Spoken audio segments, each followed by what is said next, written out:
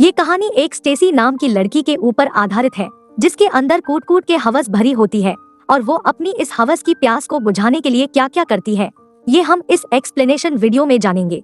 Movie की starting में हम दो दोस्तों को देखते हैं। एक का नाम था मार्क और दूसरा का नाम माही होता है। मार्क थिएटर के बाहर टिकट कलेक्शन का काम करता है, तो माही उसी थिएटर के ब्लैक टिकट बेचने का काम करता है। आगे हम दो बेस्ट फ्रेंड लिंडा और स्टेसी को देखते हैं और वो दोनों एक रेस्टोरेंट में काम करती है। उसी रेस्टोरेंट में एक दिन रोहन नाम का लड़का डिनर करने के लिए आता है।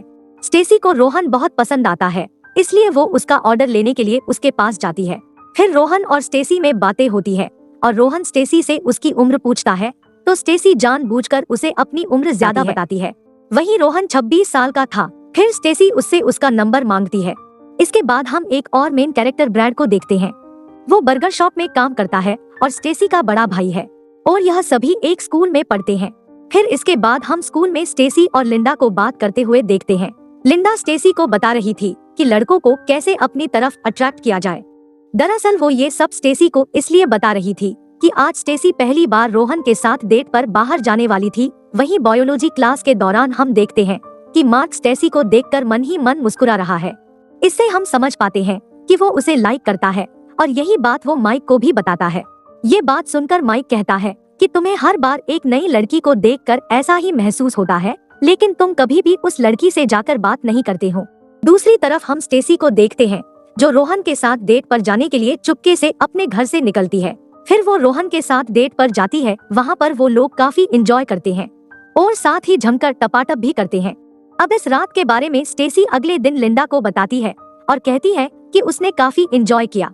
घर आने पर स्टेसी देखती है कि रोहन ने उसके लिए फूल भेजे हैं, जिसे वो ब्रैड को दे देती है ताकि वो उसे छुपा सके और उनके मॉम डैड को इसके बारे में पता ना चले। और इस मामले में ब्रैड भी स्टेसी की मदद करता है। पर अगले दिन हमें पता चलता है कि ब्रैड ने वो फूल अपनी गर्लफ्रेंड लीजा को दे दिया है, जो कि उसी के साथ बर्गर शॉप में काम करती है। उन दोनों की बातों से हम समझ पाते हैं कि उनके रिलेशनशिप में कई सारी प्रॉब्लम्स चल रही है। फिर हम स्टेसी को देखते हैं, जो कि काफी उदास थी क्योंकि रोहन ने उससे पिछले काफी दिनों से कांटेक्ट नहीं किया था। इस पर लिंडा उससे कहती है कि तुम्हें रोहन के बारे में ज्यादा नहीं सोचना चाहिए और फिर वो उसे दूसरा लड़का ढूंढने को कहती है। वहीं रेस्टोरेंट के बाहर मार्क और माइक को देखते हैं। दरअसल जिस रेस्टोरेंट में स्टेसी काम करती थी, उसी के सामने वाले थिएटर में मार्क काम करता है। यहाँ पर माइक मार्क को स्टेसी से बात करने के लिए कहता है। दरअसल मार्क काफी शर्मीला लड़का है और आज तक उसने किसी भी लड़की से बात नहीं की है, पर इस पर मार्क अपना मन बना लेता है और हिम्मत दिखाकर स्टेसी से बात करने के लिए जाता है। फिर वो दोनों बात करते हैं, जहां मार्क स्टेसी से उसका नंबर मांगता है। स्टेसी भी उसे अपना नंबर दे देती है क्योंकि वो भी दूसरा लड़का पटाने के लिए काफी एक्साइटेड थी। अगले सीन में हम ब्रैड को देखते हैं और उसने पूरा मन बना लिया था कि आज वो अपनी गर्लफ्रेंड लीजा से ब्रेकअप करके ही रहेगा और इसी बात की प्रैक्टिस वो बर्गर शॉप के बाथरूम में कर रहा था। तभी वहाँ पर उसका दोस्त आकर उसे बाहर कस्टमर देखने के लिए भेजता है और जब ब्रैड बाहर आता है तो वहाँ पर एक कस्टमर ब्रैड से बर्गर के पैसे रिफंड करने को कह रहा था क्योंकि उसे यहाँ का बर्गर जरा भी अच्छा नहीं लगा। दरअसल इस शॉप की पॉलिसी है कि अगर कस्टमर को खाना पसंद नहीं आए तो उन्हें पैसे वापस दे दिए जाएंगे, इसलिए वो कस्टमर रिफंड मांग रहा था। इस पर ब्रैड कहता है कि उन्हें एक फॉर्म भरना होगा, लेकिन कस्टमर काफी ज्यादा जल्दी में था, इसलिए वो ब्रैड के साथ गुस्से में बात करने लगता है। ये देखकर ब्रैड को भी गुस्सा आता है और वो भी अपने कस्टमर के साथ बदतमीजी से बात करने लगता है। बदकिस्मती से ये सब शॉप का मैनेजर सुन लेता है और फिर वो ब्रैड को ही काम से निकाल देता है। आगे जब ब्रैड लीजा के साथ स्कूल में था, तब लीजा को पता चलता है कि ब्रैड की नौकरी चली गई है, इसलिए वो खुद ब्रैड से ब्रेकअप कर लेती है। ये सब होने पर ब्रैड दुखी होने का नाटक करता है, पर जैसा कि हम सब जानते हैं कि ब्रैड काफी समय से लीजा से ब्रेकअप करना चाहता था। दूसरी ओर मार्क ब्रैड की बहन स्टेसी के साथ डेट पर जाने के लिए तैयार हो रहा था और वो इसके लिए काफी ज्यादा एक्साइटेड भी था। तभी जाने से पहले माइक उसे स्टेसी को इम्प्रेस करने के लिए कुछ टिप्स भी देता है।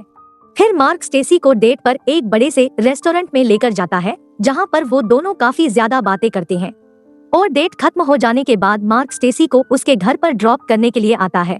तभी स्टेसी उसे अपने घर पर इनवाइट करती है और घर के अंदर आने के बाद जब वो दोनों बातें कर रहे थे, तब स्टेसी के एक्सप्रेशन को देखकर हम साफ समझ पाते हैं कि आज रात वो मार्क के साथ क्या करना चाहती है, जिसके बाद स्टेसी मार्क को किस करने लगती है। लेकिन मार्क इन सबसे काफी ज्यादा नर्वस हो जाता है और बहाना बनाकर वहाँ से निकल जाता है। पर ये बात स्टेसी को काफी बुरी लगती है। फिर अगले दिन स्टेसी इसके बारे में लिंडा को बताती है और अब स्टेसी को लगने लगा था कि मार्क उसे पसंद नहीं करता है। वह ये सब सुनने के बाद लिंडा उसे एडवाइस देती है कि तुम्हें कोई और लड़का ढूंढना चाहिए।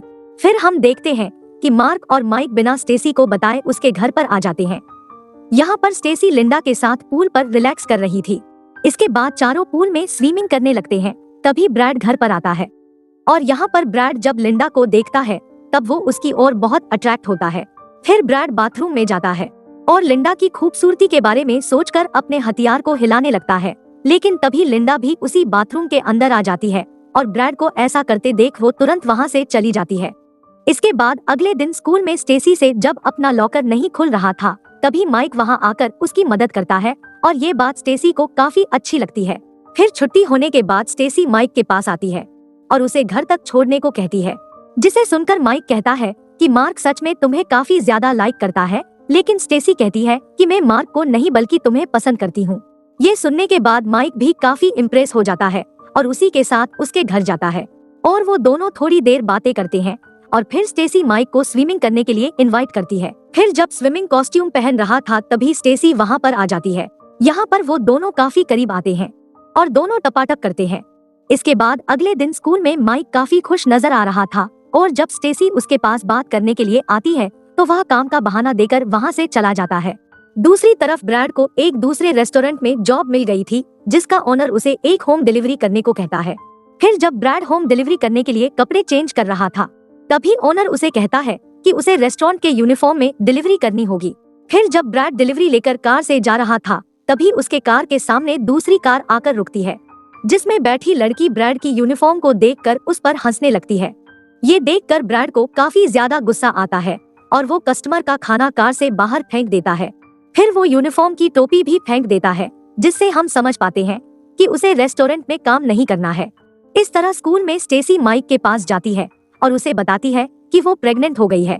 ये सुन पहले तो माइक को लगता है कि ये किसी और का बच्चा है, लेकिन स्टेसी उसे विश्वास दिलाती है कि वो उसी से प्रेग्नेंट हुई है। अब ये जानकर उन दोनों को एबॉर्शन कराना ही सही लगता है, जिसके लिए $150 लगने वाले थे। इसलिए स्टेसी माइक से $75 मांगती है क्योंकि उसके पास भी उतने पैसे नहीं थे। फिर माइक पैसे देने के लिए मान जाता है। इसके बाद घर आकर माइक अपने सभी दोस्तों को कॉल करके थोड़े पैसे उधार मांगता है, लेकिन उसका कोई भी दोस्त उसे उधारी नहीं देता क्योंकि उसने पहले अपने दोस्तों से उधारी ले रखी हुई थी। अब अगले दिन स्टेसी माइक का इंतजार कर रही थी क्योंकि वो उसे हॉस्पिटल ड्रॉप करने वाला था, लेकिन काफी देर बीत जाने के बाद भी माइक वहाँ पर नहीं आता। तो स्टेसी समझ जाती है कि माइक ने उसे धोखा दिया है, इसलिए वो ब्रैड को हॉस्पिटल तक छोड़ने को कहती है, लेकिन वो उसे ये नहीं बताती कि उसे हॉस्पिटल के अंदर क्या काम है। पर जब स्टेसी को हॉस्पिटल छोड़ता है तब वो अपनी साइड मिरर से स्टेसी को हॉस्पिटल के अंदर जाते हुए देख लेता है। आगे जब स्टेसी अबॉर्शन कराकर बाहर आती है तब वो सामने ब्रैड को खड़ा देखती है और फिर ब्रैड स्टेसी से पूछता है कि क्या हुआ है। तो स्टेसी भी अकेला फील कर रही थी, इसलिए वो ब्रैड को सब कुछ बता देती है, लेकिन वो उसे ये नहीं बताती कि उसे किसने प्रेग्नेंट किया था। यहाँ पर ब्रैड स्टेसी की प्रॉब्लम को समझता है और उसे डांटने के बजाय उसे अच्छे से बात करता है। फिर घर आने पर स्टेसी लिंडा को बताती है कि इतनी प्रॉब्लम होने के बाद भी माइक उसे मिलने नहीं आया। यह सुनकर लिंडा को काफी गुस्सा आता है, इसलिए वो अगले दिन माइक की कार पर गालियां लिख देती है। अब इसके कारण मार्क को स्टेसी और माइक के बारे में पता चल जाता है, जिससे माइक को काफी बुरा लगता है क्योंकि माइक जानता था कि वो स्टेसी को काफी पसंद करता है और इसी वजह से उन दोनों के बीच बहस हो जाती है। यहाँ तक कि बात लड़ाई पर आ जाती है, लेकिन सही समय पर टीचर बीच में आकर दोनों को रोक लेते हैं। इसके बाद हम देखते हैं कि बायोलॉजी क्लास में जब टीचर एक डेड बॉडी पर एक्सपेरिमेंट कर रहे थे तब स्टेसी को अच्छा नहीं लगता, इसलिए वो बाहर चली जाती है और माइक भी उसे संभालने के लिए उसके पीछे जाता है और ये बात स्टेसी को काफी ज्यादा अच्छी लगती है। आगे स्कूल में फाइनल ईयर का एग्जाम होता है जिसमें लगभग सभी बच्चे चीटिंग करके पास हो जाते हैं। इसके बाद स्कूल पार्टी के दौरान माइक मार्क से उसके किए के लिए माफी मांगता है और मार्क भी उसे माफ कर देता है। वहीं पार्टी एंजॉय करने के बाद हम रेस्टोरेंट में स्टेसी और लिंडा को बात करते हुए देखते हैं, जहां पर स्टेसी कहती है कि अब वो सीरियस रिलेशनशिप में आना चाहती है। तभी उसकी नजर काम कर रहे मार्क पर पड़ती है, जिसे वो इशारों में अपने पास आने को कहती है। वहीं मार्क के वहां आने पर स्टेसी उसे अपनी एक पिक्चर देकर कहती है कि शायद वो उसकी पिक्चर को देखकर समर वेकेशन में उसे कॉल करे और लास्ट में वो मार्क को किस देकर वहाँ से चली जाती है। वो भी मार्क को लाइक करने लगी है। अगले सीन में हम ब्रैड को देखते हैं जो कि अब एक जनरल स्टोर में काम कर रहा था, लेकिन तभी वहाँ पर एक चोर चोरी करने के लिए आता है और ब्रैड बड़ी बहादुरी से उस चोर को पकड़ लेता है और इसी के साथ यह मूवी यहीं पर खत्म हो जाती है।